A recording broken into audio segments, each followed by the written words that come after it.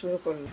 নমস্কার বন্ধুরা, আজকে শুভ নবমী। সবার পুজো ভালো কাটুক, সবাই ভালো থাকবেন, সুস্থ থাকবেন, আনন্দ করেন পূজার।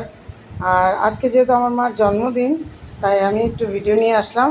আজকে করেছি হলো এই যে সাদা ভাত, বাসমতি চালের, বেগুন ভাজা, এখানে কাতল মাছ ভাজা, এখানে করেছি হলো স্যালাড, শসা, পেঁয়াজ আর লেবু।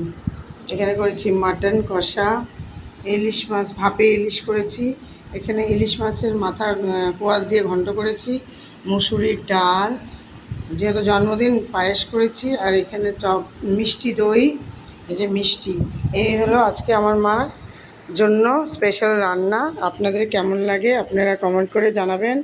আর আমার মাকে অনেক উইশ করেন, মা যেন ভালো থাকে, সুস্থ থাকে, আরও সুস্থ থাকে, আমার সঙ্গে যেন সারা জীবন এইভাবে মা পাশে থাকে। এইটুকুই। আপনারা ভালো করে পুজো কাটান। আর আরেকবার বলি শুভ নবমী। এইটুকুই, ধন্যবাদ।